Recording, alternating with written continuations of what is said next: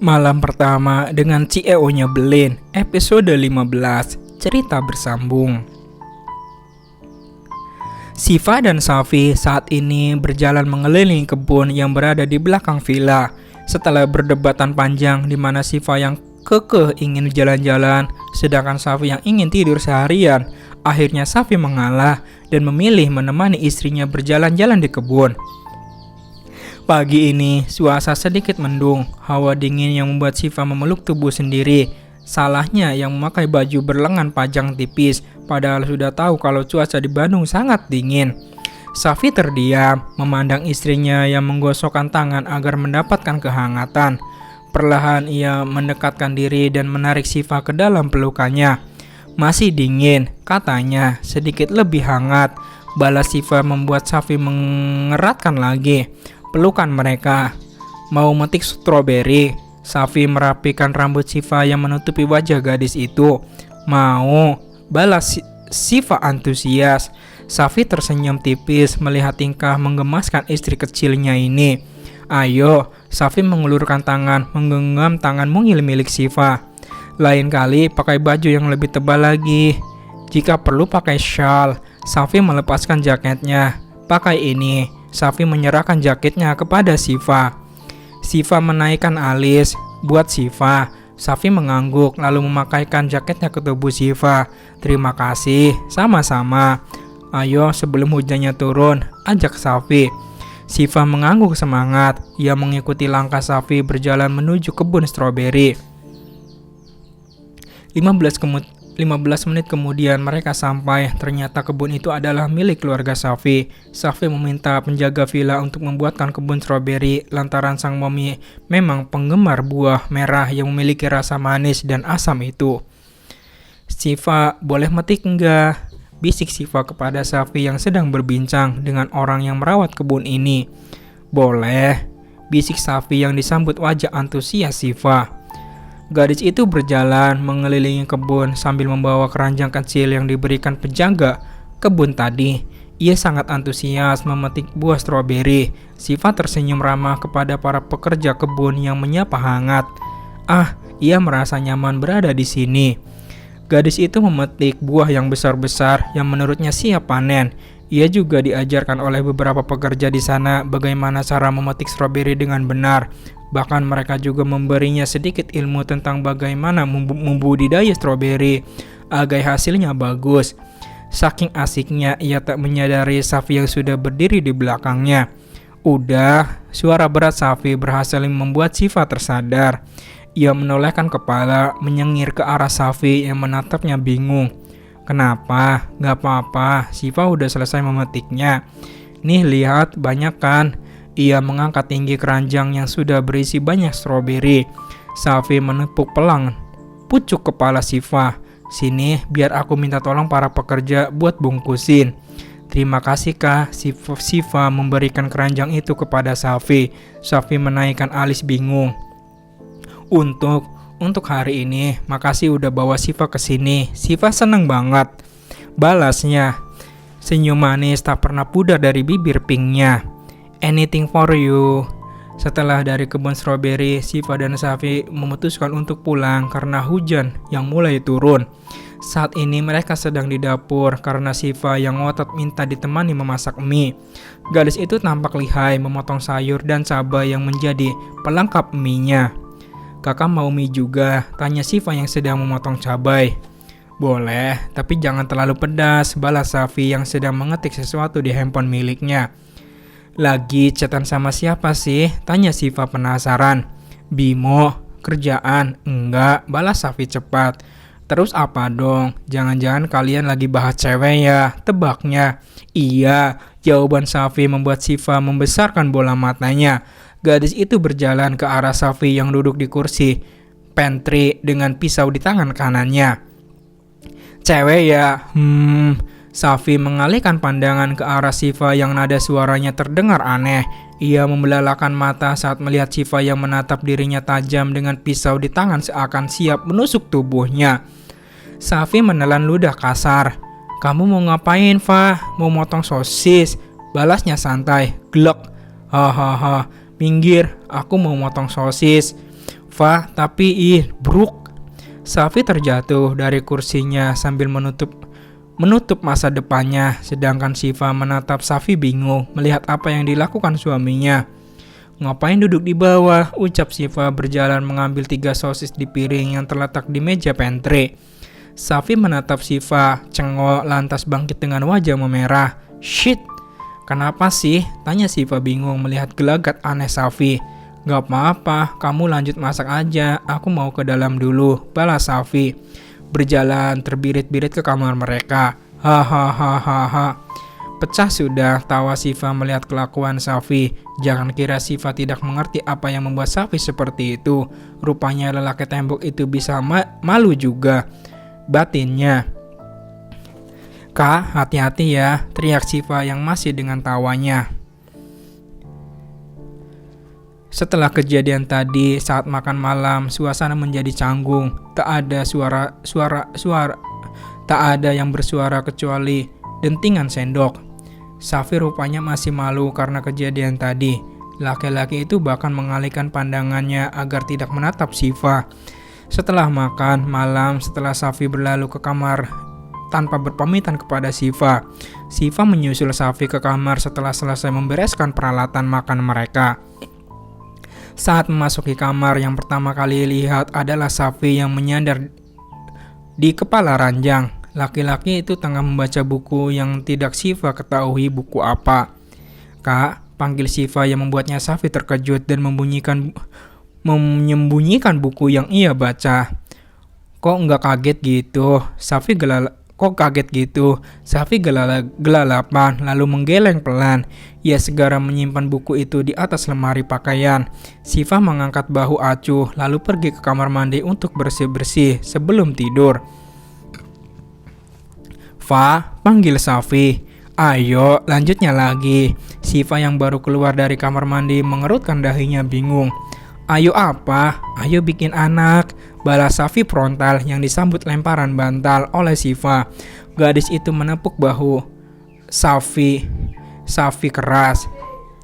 "Ini kah Safi kan? Atau jangan-jangan kerasukan jin kebun strawberry?" ucapnya panik. Safi terkekeh. Ia mendekatkan wajahnya dengan wajah Shiva, menarik lembut pinggang gadis itu hingga jatuh di atasnya, menenggelamkan wajah ke leher jenjang milik Shiva. Shiva terdiam kaku, nafasnya berderu, jantungnya yang berdetak kencang. Akalnya seakan hilang karena posisi mereka yang begitu intim. "Fa, boleh?" tanya Safi parau. "Fa." Belum selesai menjawab, Safi menggulingkan badannya hingga ia berada di atas Shiva, menatap setiap inci wajah cantik istrinya. Safi mencium kening Shiva, membisikkan sesuatu yang tidak Shiva dengar karena konsennya sudah buyar. Saat ciuman turun ke pipi Shiva, suara dering telepon membuat aktivitas mereka terhenti. Safi berdecak kesal lalu bangkit mengambil handphone miliknya yang berada di atas nakas. "Ada apa?" "Cie, Pak Bos mau buka segel ya," teriak orang dari seberang sana seraya terkekeh geli karena mendengar nafas Safi yang berderu cepat. "Bimo?" "Iya Pak Bos," sahut Bimo cengengesan. "Maaf Pak Bos, cuma mau ngasih tahu, saya udah di depan buat bawain pembalut buat Nona Shiva." Terdengar tawa Bimo yang menggelegar di sana. "Shit, kalau gitu saya tunggu di bawah." Telepon dimatikan sepihak oleh Safi. Ia menatap Shiva tanpa ekspresi lalu berjalan gontai ke kamar mandi, namun menghentikan langkahnya sebentar. "Bimo di bawah, dia membalut buat kamu," ucapnya dingin lalu melanjutkan langkah memasuki kamar mandi. Sedangkan Shiva berlari keluar dan menumpahkan tawa yang sudah ia tahan sedari tadi. Di sana ia bisa melihat Bimo yang juga tengah tertawa menatap pembalut di tangannya. "Kak," panggil Shiva. Bimo menoleh tanpa menghentikan tawanya. "Nih punya kamu, lain kali jujur aja sama Safi, kasihan itu dia udah nahan-nahan," ucapnya di sela tawa. Shiva tersenyum tipis, ia menggaruk mengangguk mengucapkan terima kasih.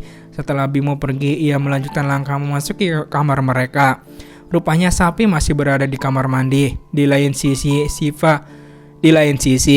"Shiva, maaf ya, saya hilap," ucap Safi mengacak rambutnya frustasi. Bersambung.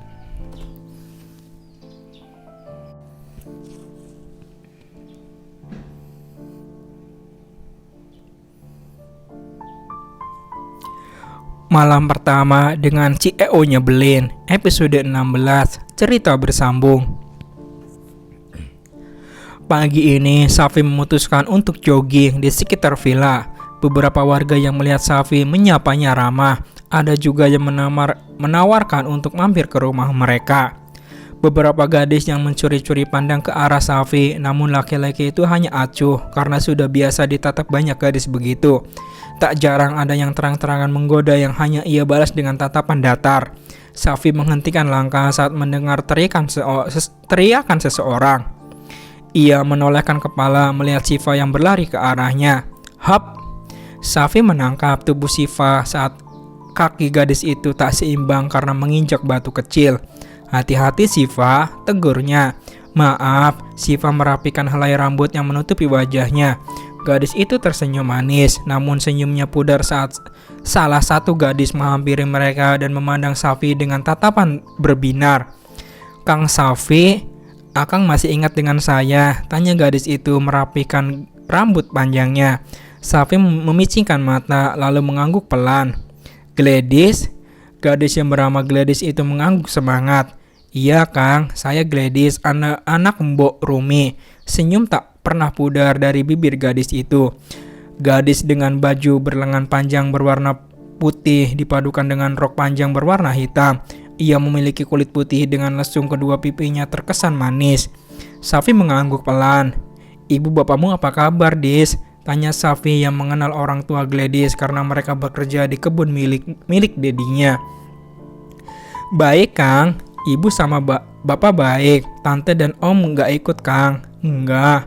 Saya kesini sama istri saya, ucap Safi datar, menarik Siva agar lebih mendekat ke arahnya. Senyum di bibir Gladys perlahan pudar. Ia menoleh ke arah gadis yang berada di samping Safi, menatapnya dalam sesekali tersenyum tipis. Gladys baru menyadari kehadiran gadis itu. Cantik, pantas untuk menjadi istri Safi, pikirnya. Gladys tersenyum tipis. Halo, nama aku Gladys. Siva mengangguk, menyambut jabatan tangan dari Gladys. Siva, istri Safi, ucapnya menekan kata istri Safi tanda kepemilikan. Safi tersenyum canggung. Ia segera berpamitan kepada sepasang suami istri itu lalu melangkah pergi sebari tersenyum tipis. Siva memutar bola matanya melihat kelakuan gadis itu. Ia melangkahkan kaki meninggalkan Safi yang masih mematung. Safi pun segera berlari menyusul Siva yang sudah jauh di depan sana. Sesampainya Siva di villa, gadis itu berjalan ke dapur untuk memasak mie rebus sambil bersenandung ria. Jangan pikir kalau Siva cemburu melihat kedekatan Safi dengan gadis yang menemui mereka tadi. Tidak, Siva bukan tipe orang yang begitu. Lagi pula ia sudah menjadi istri sah Safi. Jadi apa yang harus ia takutkan? Jikapun mereka bermain di belakang, ya tinggal bilang aja sama Dedi Hernandez agar warisannya untuk Safi diberikan saja kepadanya. Kejam memang. Sedang asik mengaduk mie, Siva dikejutkan dengan tepukan di bahunya. Astaga, kaget Siva. Ia membalikkan badan dan menatap Safi tajam. Kalau Siva jantungan gimana? Ucapnya marah. Safi menggeleng pelan lalu mengangkat bahu acuh. Dasar es batu, tembok, cat, kesal Siva yang mengaduk kasar mie-nya. Buruan, perintah Safi. Apanya? Tanya Siva ketus. Safi berdecak, buruan masak mie-nya, aku lapar. Yang masakin kamu mie siapa? Orang aku masak buat diri sendiri. Jawabnya santai. Kamu mau jadi istri durhaka? Tanya Safi dan berlalu menaiki tangga menuju kamar mereka. Siva menatap cengok suaminya. Laki-laki itu memang sangat menyebalkan. Ia lantas mengambil satu mie lagi dan satu telur untuk Safi. Saat ini mereka tengah menikmati semangkuk mie instan. Safi masih dengan mode datar, sedangkan Siva asik memakan mie sambil menonton drama Korea di ponselnya. Kak, tadi Momi telepon Siva, ucapnya di sela, mengunyah mie. Safi menaikkan alis seolah bertanya, kenapa? Kata Mom, kakak harus jagain Siva baik-baik, gak boleh marahin Siva, gak boleh bikin Siva nangis. Ucap Siva sambil membereskan piring bekas makanan mereka. Kenapa nggak telepon ke aku? Mami udah telepon kakak, tapi nggak aktif. Safi segera merogoh ponselnya yang berada di saku celana. Ternyata benar, ponselnya mati. Ia lupa mencarger semalam. Ia segera menuju kamar untuk mencarger. Kemudian disusul Siva yang berjalan di belakang Safi. Siva membaringkan tubuh lelahnya di atas ranjang. Gadis itu menggulingkan badan ke kiri ke kanan, membuat Safi geram melihatnya. Laki-laki itu berjalan mendekati ranjang. "Minggir," perintahnya. Siva menghentikan aksinya lalu menoleh ke arah Safi yang kini menatapnya datar. Ia segera menggeser badan, lalu Safi membaringkan badan di sebelah Siva. Gadis itu mendekatkan diri ke arah Safi yang tengah memejamkan mata dengan tangan kiri di atas keningnya. "Kak," bisiknya pelan. Safi membuka mata lalu menoleh ke arah Siva dengan datar. "Ngapain bisik-bisik gitu?" tanya Safi. Siva menggeleng. Kakak tahu nggak, Siva lagi seneng banget," ucapnya sumringah. Safi menatap bingung istri kecilnya, terlihat sangat senang. Senyum manis terus terukir dari bibir ranumnya. "Kenapa?" tanyanya. Siva senang banget karena sebentar lagi mau ujian. "Ada gitu orang mau ujian senang." Safi menyentil pelan kening Siva. Baru kali ini ia menemukan orang yang senang karena akan ujian, dan itu adalah Siva miliknya. "Ada Siva contohnya," ucapnya bangga. Safi berdecak. Ia meraup gemas wajah Siva yang membuat gadis itu menengkik kaget. "Kapan?" tanya Safi memastikan. Siva mengerutkan dahi. "Kapan apanya?" tanyanya bingung. "Ujiannya," ucap Safi singkat. "Seminggu lagi, nanti kalau Siva lulus dapat nilai bagus, kasih Siva hadiah ya kak."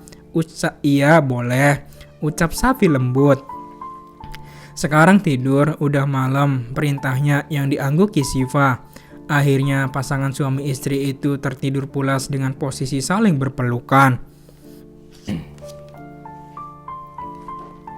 Selanjutnya, Siva terbangun lebih dulu. Saat ini gadis itu tengah berkutat dengan alat masaknya. Ia memasak nasi goreng untuk sarapan mereka pagi ini.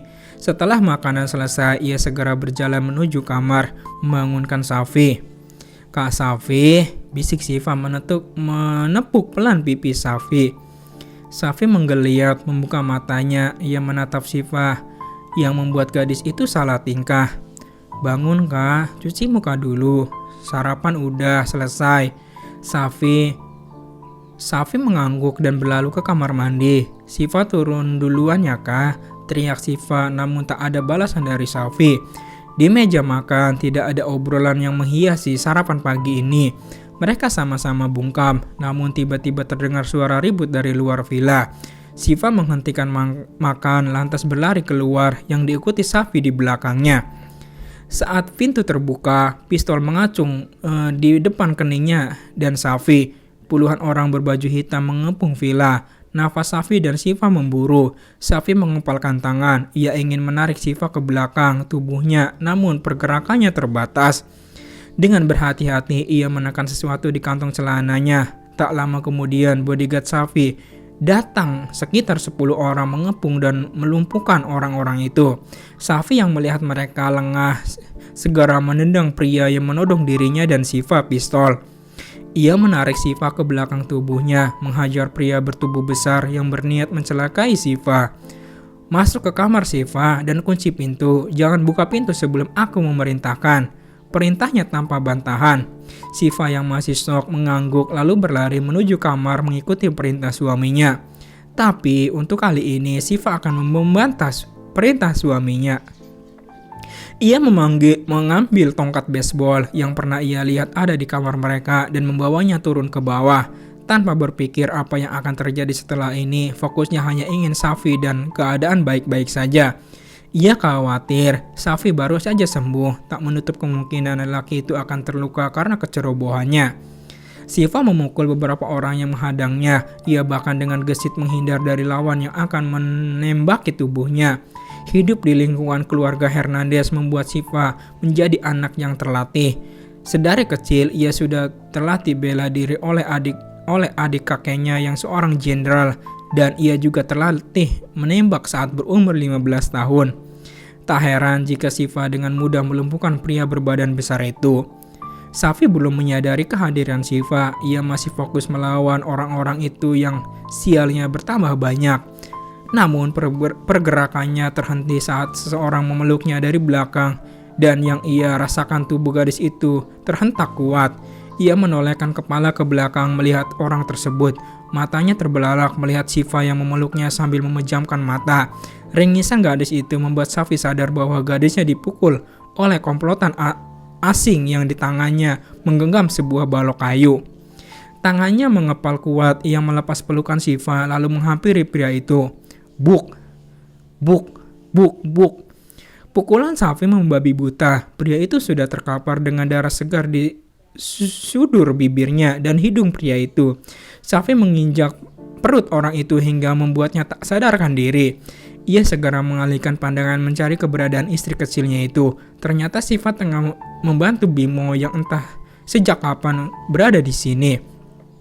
Syifa dengan gesit melawan 3 pria sekaligus dengan tongkat baseball di genggamannya.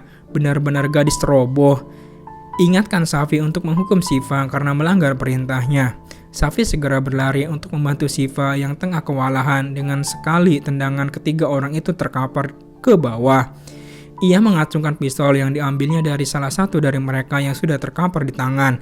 Berjaga-jaga agar orang itu tidak berbuat nekat karena Syifa berada di sini. Ia tidak mau mengambil resiko jika Syifa sampai terluka. Akhirnya semua pria asing itu berhasil dilumpuhkan. Beruntung bodyguardnya yang lain datang di saat yang tepat. Ia memerintahkan Bimo untuk mengurusi mereka semua. Sesaat matanya beralih melihat Syifa yang berjalan tertatih memasuki villa. Safi segera berlari menghampiri Syifa dan memapah gadis itu masuk ke dalam. Urat tangannya terlihat jelas. Emosinya tak bisa ia redam karena kecerobohan gadis itu. Safi menundukkan Syifa di sofa.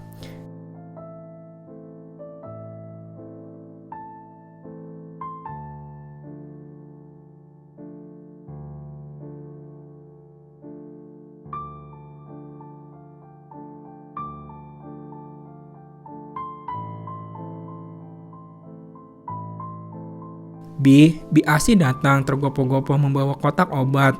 Wanita parubaya itu baru saja datang karena mendapatkan info dari warga yang saat itu melintas di depan villa. Keluarga Hernandez mengatakan bahwa banyak orang besar yang mengepung villa. Nona sama Aden gak apa-apa. Perlu Bibik manggil Mang Oji untuk nyiapin mobil buat ke rumah sakit, tanya Bi Asi khawatir. Gak usah Bi, Syifa gak apa-apa kok, cuma luka kecil doang mak. Jawabnya enteng, lalu Bi Asi berpamitan keluar untuk membersihkan kekacauan akibat kejadian tadi. Safi menekan luka lebam di pipi Syifa yang membuat gadis itu meringis sakit.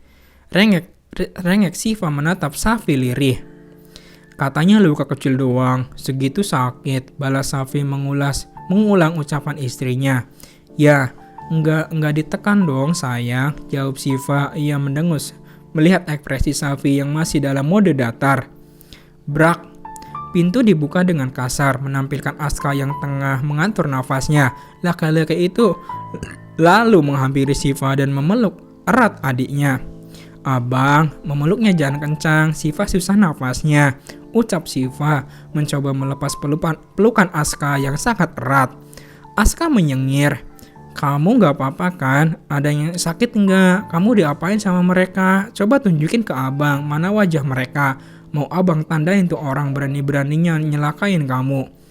Ini juga lo gak jagain Syifa ya. Kok bisa lengah gini sih?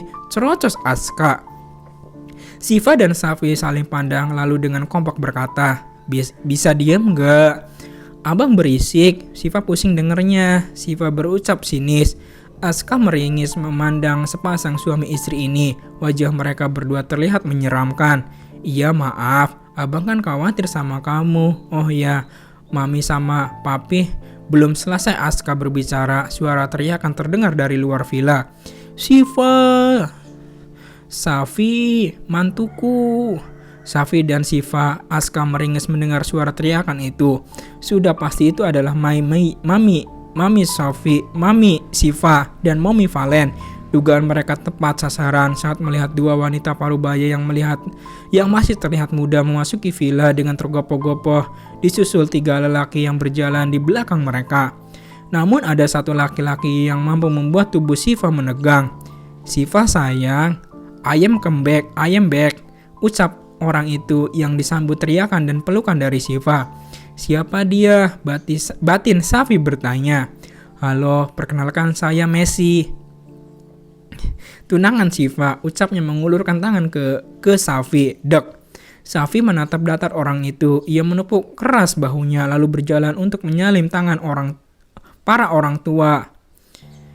"No, Bang Alfa jelek. Tuh lihat suami Shiva lebih ganteng dari abang," ucapnya pedas. Laki-laki itu meringis mendengar ucapan adik sepupunya itu. Ya, Alvaro Baskara Hernandez yang sering dipanggil Alfa untuk keluarga, namun ia akan dipanggil Faro di lingkungan pekerjaan. Dia adalah kakak sepupu Shiva, anak dari adik papinya. Dia baru saja pulang dari Amerika sehingga pada saat pernikahan Shiva dan Safi dirinya tidak hadir. "Jelek-jelek gini duitnya banyak loh," ucapnya sombong. Ia berjalan menghampiri para lelaki yang sedang berkumpul di ruang keluarga. "Safi," panggil Alfa.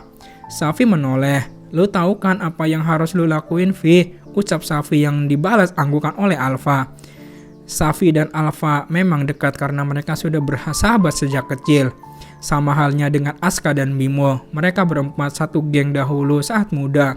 Syukur sekarang mereka masih bisa bersama walaupun sudah mempunyai kesibukan masing-masing. Jika tadi Safi hanya acting, ia ingin melihat bagaimana cara istrinya untuk membujuk. Alih-alih Shiva datang membujuknya dengan romantis, malah Alfa yang menghampirinya. "Gue tahu orangnya siapa, tapi gue mau nanya satu hal sama lo. Lo kenal sama perempuan yang bernama Za?" tanya Alfa serius. Bersambung.